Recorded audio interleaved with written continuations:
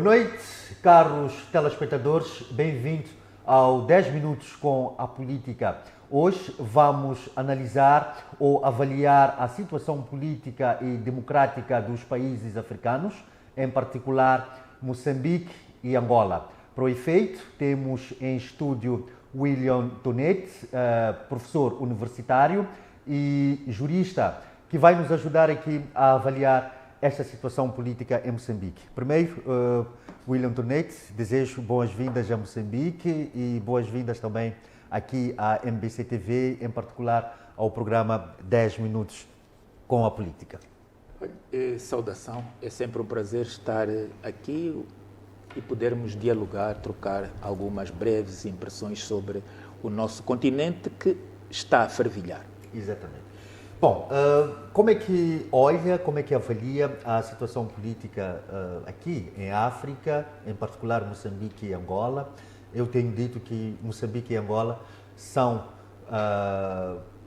dois Estados irmãos, tendo em conta o seu historial político, económico e social, tendo em conta também que são governados por dois partidos que antes eram movimentos de libertação nacional e transformaram-se em partidos políticos, e também a situação da democracia, em que sempre que há eleições nesses dois países, a posterior temos convulsões sociais. Como é que olha, como é que avalia para esta situação? Bom, os povos são povos irmãos gêmeos.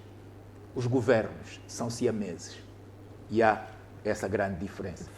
É que os governos não são gêmeos, são siameses. Exato. Porque o modus operandi é, de facto, igual. Mas já voltaremos a esse nosso espaço comum. O grande problema é que hoje a África conhece outros movimentos, a política, outros movimentos e conceitos que estão em revolução.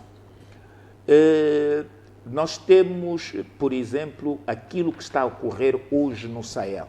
E é interessante nós irmos ao Sahel e percebermos o que é que está de facto a acontecer.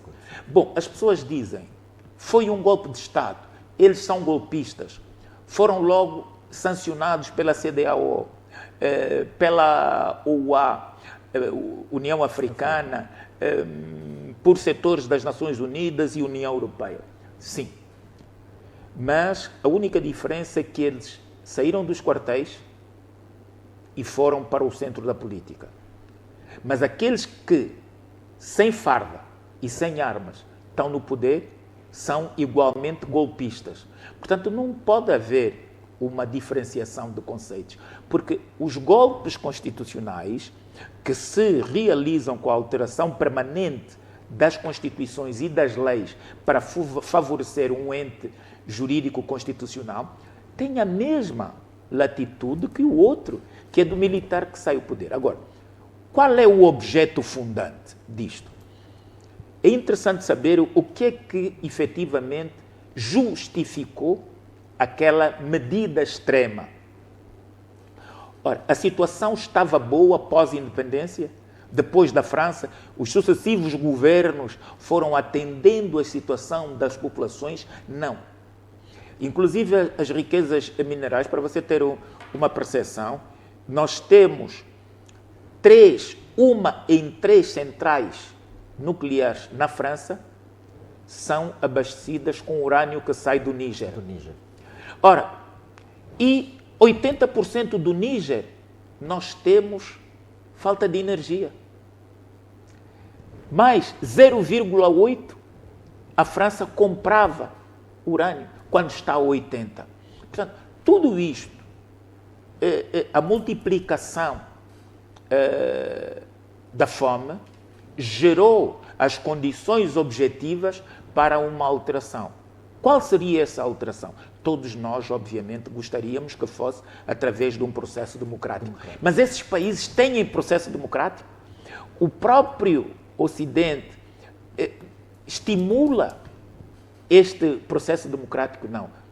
O Ocidente tem uma ladainha que é uma retórica que todos os moçambicanos conhecem. Houve bastantes irregularidades, mas não é bastante para alterar o quadro eleitoral. Quer dizer, uma coisa que não se admite num sítio e admite-se no outro. Mas por quê? É a economia dos minerais, porque depois quem está no poder garante a manutenção da exportação líquida das matérias-primas ao invés da transformação que gera riqueza. Exato. Há um entendimento aqui dos partidos libertadores, como é o caso do presidente Chapo, disse claramente que há um movimento de neocolonialistas que querem, portanto, tirar os partidos libertadores do poder para colocar governos fantoches e com esses governos fantoches explorar os nossos recursos. Como é que olha para esta percepção? Eu tenho muito respeito pelo Dr. Daniel Chapo e acho que ele tem legitimidade. Todos nós temos legitimidade de expressar aquilo que nos vai na alma. E interessa depois é saber se essa expressão tem algum alcance com a realidade. E de facto, se há neocolonialismo, onde é que ele está? Vamos por partes. Eu costumo dizer, estes nossos países estão confrontados com um dilema, é da não realização das promessas. E continua a haver nas nossas sociedades uma má materialização daquilo que foram as promessas dos libertadores revolucionários, que nós estamos a ver que nunca afinal foram, mas tiveram uma perspectiva de substituir ao colonialismo.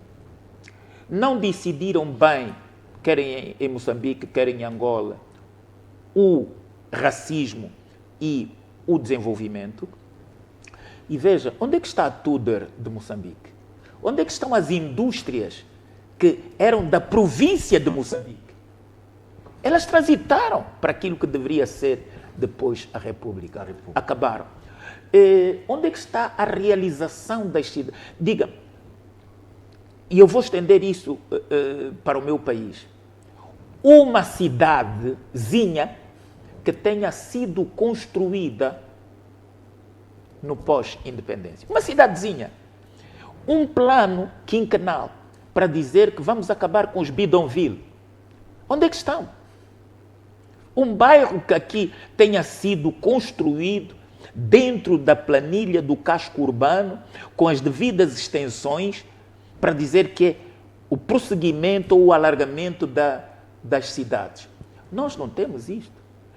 Imaginemos que aqueles que nós mais combatemos para saírem porque estavam a colonizar os nossos países não tivessem deixado cidades. Imaginemos esse cenário. Nós estamos em imóveis deixados pela colonização. Ora, depois queremos neocolonialistas em Angola e em Moçambique. É a mesma retórica, o presidente João Lourenço também tinha vindo dizer, nós temos que nos unir porque há aí uns malandros que querem tirar-nos no poder. Bom, é a mesma coisa. O neocolonialismo é a extensão do colonialismo por outras vias. Por outras vias.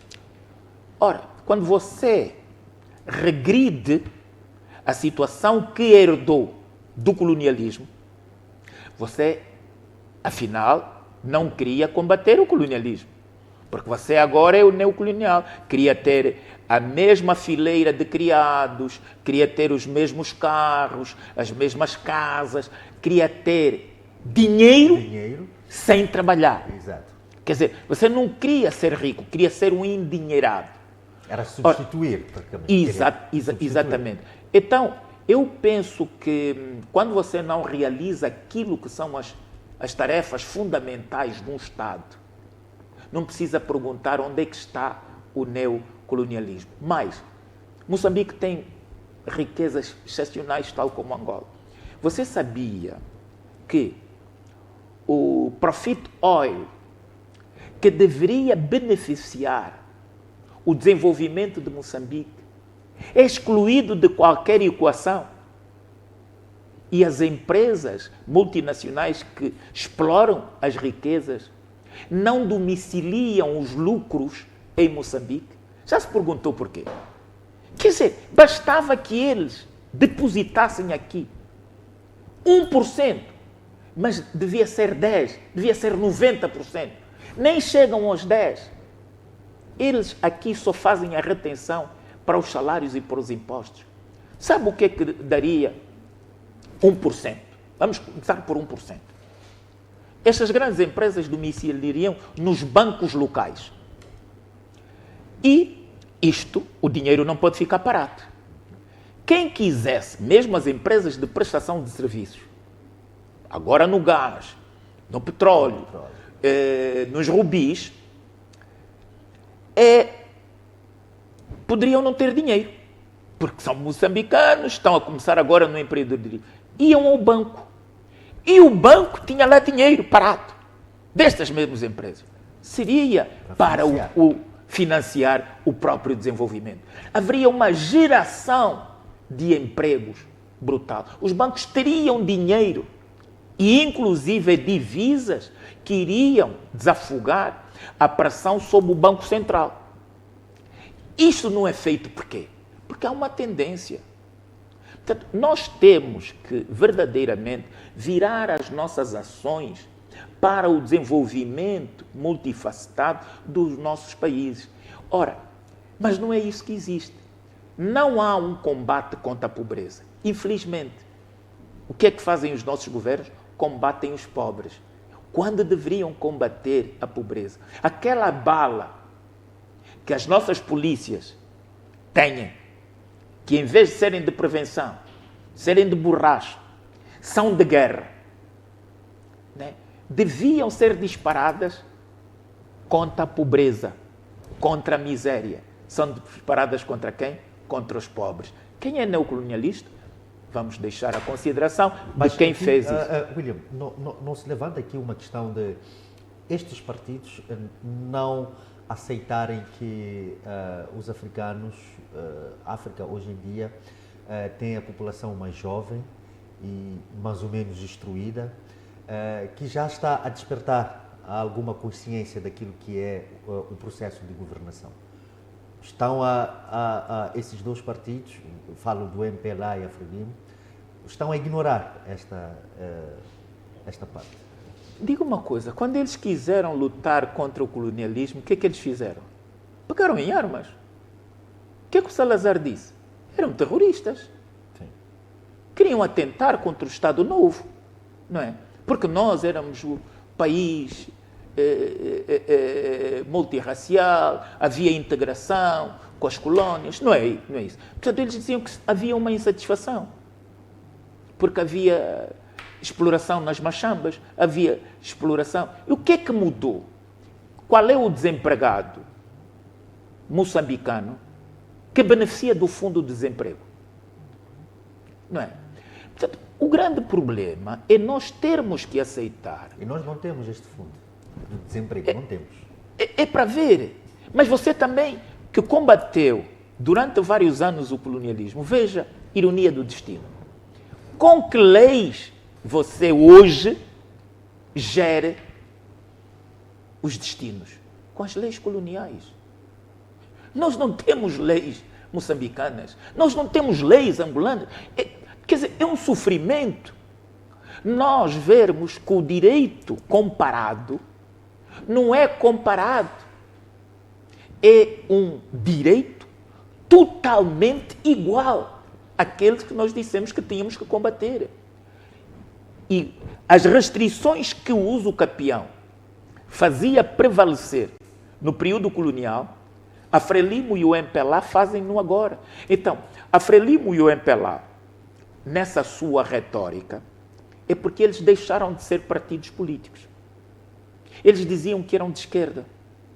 Hoje converteram-se em partidos de extrema-direita, insensíveis às questões sociais. A própria extrema-direita mundial tem uma preocupação com questões sociais. A saúde, o emprego. Aqui não há isto. a permanente desvalorização da moeda, que não concorre para nada.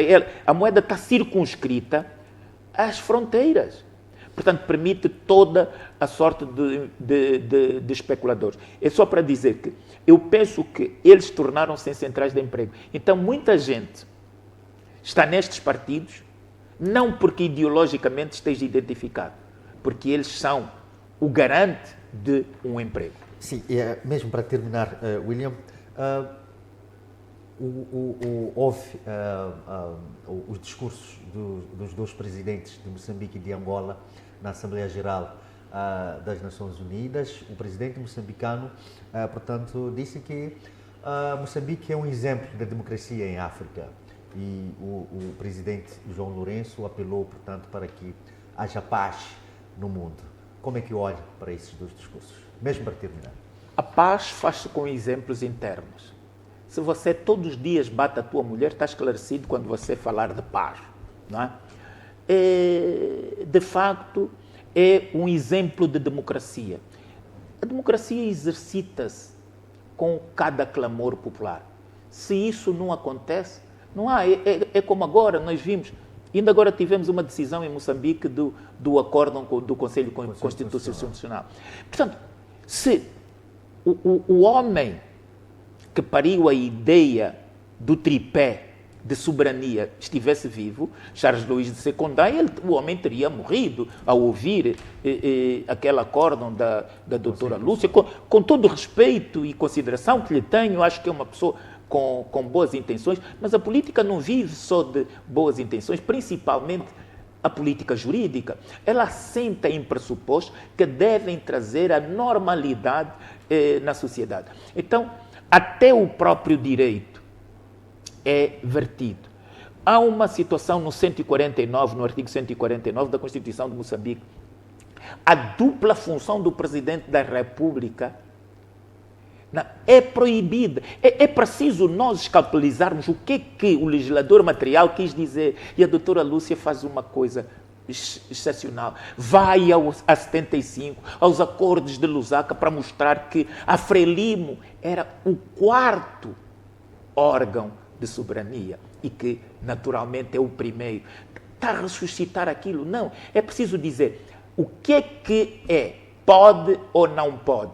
E o próximo também, se for o Ana Mola, não o presidente Venâncio tem que deixar. Bom, não é um problema jurídico, não é um problema político, mas é um problema ético. Veja, e nós temos paralelos.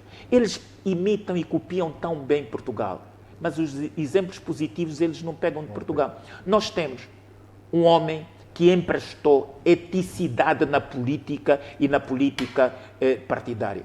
Mário Soares. Quando foi eleito... Para terminar, um minuto mesmo. Quando foi eleito Presidente da República, Mário Soares entregou o seu cartão de militante do Partido Socialista que ele ajudou a formar. É assim, para nós nos conformarmos com o 254 da Constituição de Moçambique e 266. Polícia apartidária, órgãos de defesa e segurança partidários. Se esses órgãos são apartidários, o comandante em chefe não pode ser partidário. Muito obrigado, William Toneto. Sempre é um prazer conversar consigo.